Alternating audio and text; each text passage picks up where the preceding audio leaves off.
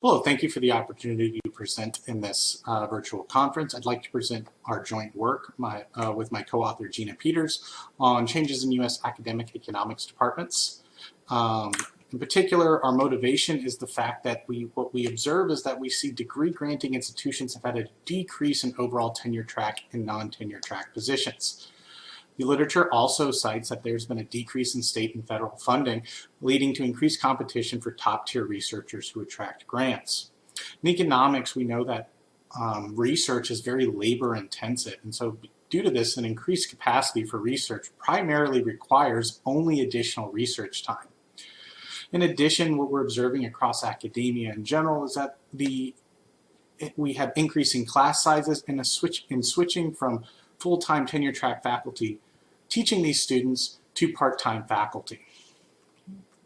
So what we wanted to really understand is, considering these widespread trends across academia, in general, how has the economics departments in U.S. degree granting institutions started responding to these structural changes? And in particular, how are they changing their faculty allocation? What we know is that there's a wide assortment of job market literature and guides. And the question is are these current job offerings and departmental patterns in line with the traditional tenure track AP model? In other words, are degree granting institutions consistent with the advice that we're giving to graduate students as they're training? Okay. And the other thing we want to know is this increased research pressure causing departments to specialize roles of full-time faculty between more teaching-focused and research-focused positions? In particular, is there a growing job market niche for teaching-focused individuals? Okay. So our methodologies are going to rely on two data sources. One is the Universal Academic Questionnaire, which is an annual survey sent out to participating economics departments, sponsored by the American Economic Association. The other data source we're going to use is something that we all are probably very familiar with, which is the AEA Joe website, or the Job Openings for Economists listings. Okay. What we're going to do with the UAQ data is we're going to document the evolution of the representative department from 2005 to 2018. And in particular, we're going to look by the division of departments between tenure track individuals and non-tenure track positions. And we're going to also look at this by the degree status of the institution. The other thing we're going to document is not only the number of positions that exist, but the demand for incoming positions. And so what we're going to look at is the job postings in particular via the AEA Joe website.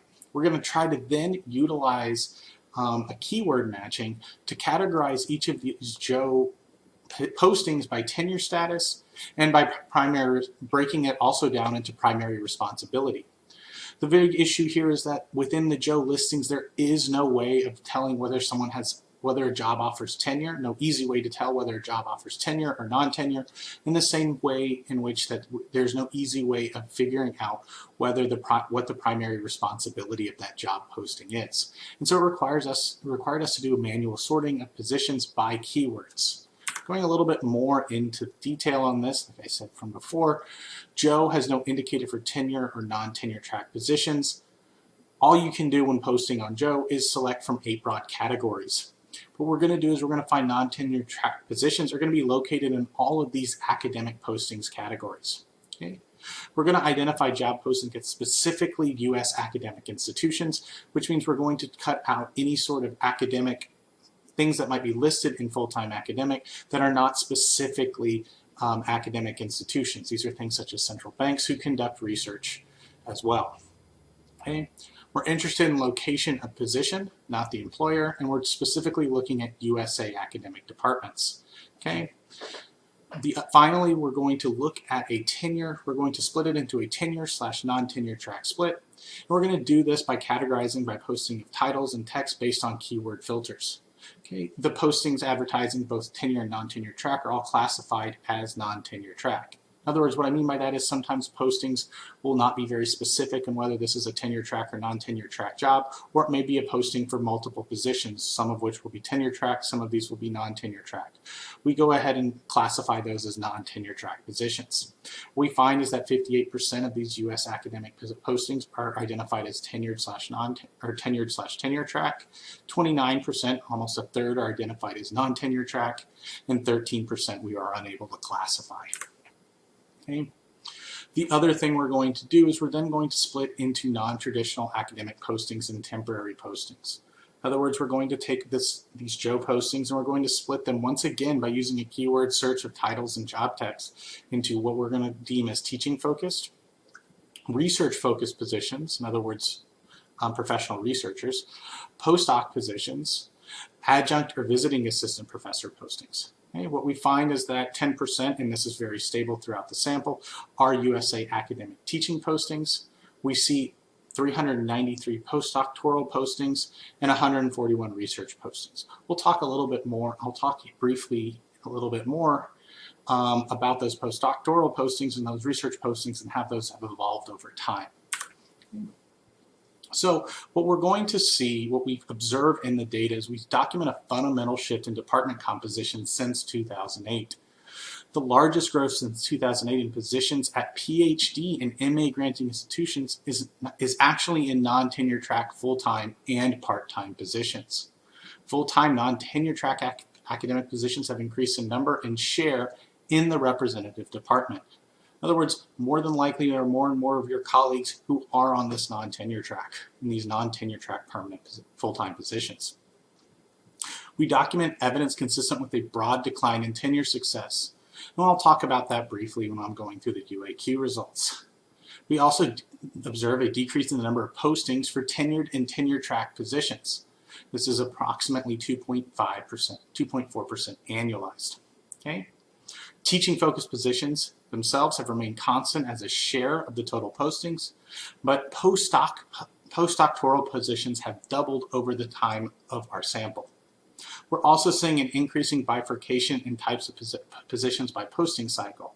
What I mean by that is that the Joe database typically offers a main cycle, which culminates in interviews that occur at the ASSA meetings in January, and an off cycle, which is the time between those postings. Okay, and usually the split is between February to June. We'll call that the off cycle. Or sorry, February to August. We call that the off cycle.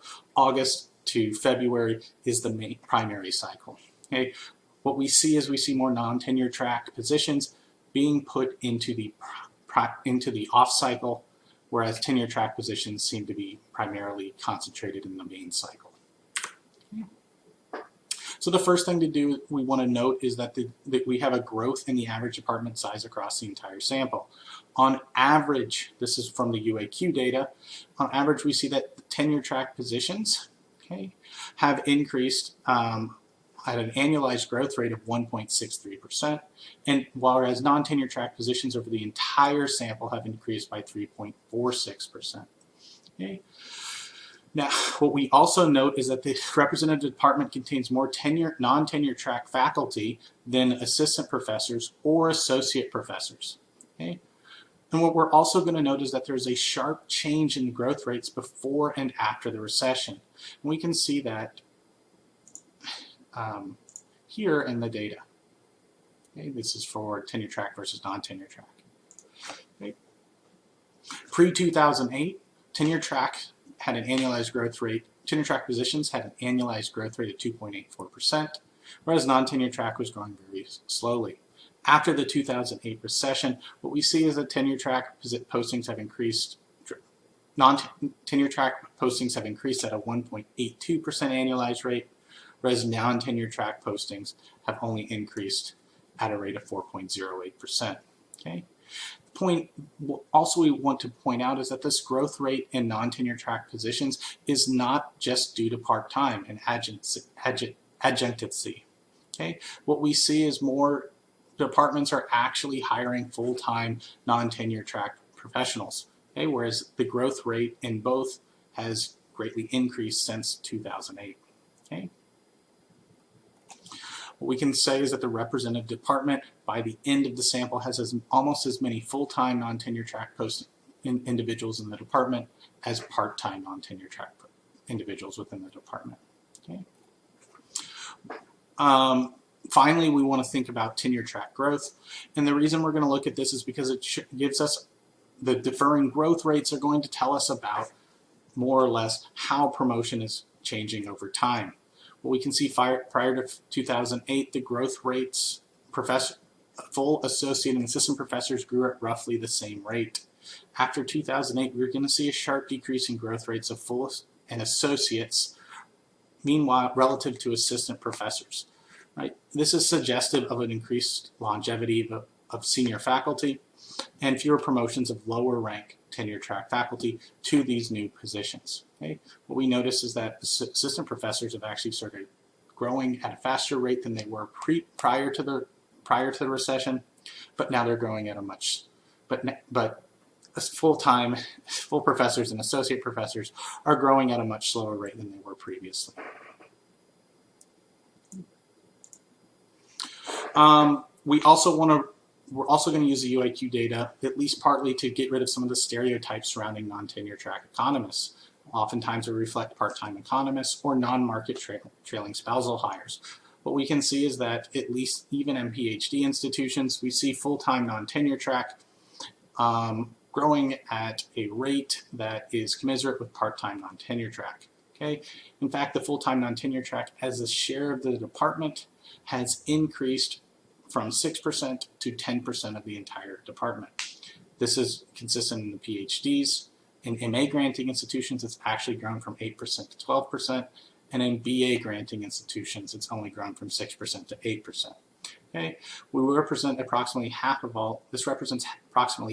all non-tenure track faculty. So what we mean by that is that these full-time positions are becoming far more commonplace, at least within economics departments, than part-time positions. In fact, they represent about half of all non-tenure track positions. Okay. So what we can say is at least 50% of these non-tenure track positions are not part-time hires. Okay. Finally, we wanted to look at postings. And so what we're going to look at first is their postings by tenure track classification to be consistent with our UIQ data. What we want to understand is the demand for these positions. Okay? The total number of tenure track postings, what we're going to notice, have actually declined over the cycle in both levels and percentages of total postings. Okay? However, non-tenure track postings have increased in both cycles. Okay? This suggests growth in non-tenure track faculty are not just from our intentional searches and not just people trying to just hire whoever they can. We notice that there's a bifurcation in the way in which the cycles process. Approximately 2/3 of postings within the primary cycle are tenure track, while meanwhile 2/3 of postings in the off cycle are non-tenure track positions. Okay? As I said before, we also wanted to break this down into roles. What we saw is that at least these categories, in terms of these non-tenure track positions, these different categories we've broken down to, have grown from 29% to 33% of all U.S. academic job postings. Our teaching postings have remained relatively stable at 10% of total postings, and it's stable. The way in the division of these postings through both cycles has remained stable. Okay, it winds up being about 5 to 7% of the primary cycle and 24% of the off cycle. We actually see that adjunct and VAP postings have decreased from 9% to 7% of total postings. Okay, and the other point is that they're also heavily concentrated in the off cycle. Okay, the fact that the number of positions of these temporary postings hasn't decreased from the UIQ data, it's unclear if these positions move to other posting sites or multiple positions per post. Researchers themselves have increased from 3 to 4% of all postings, and postdocs have exploded from 6% of all postings to 11%, and they're concentrated in the primary cycle.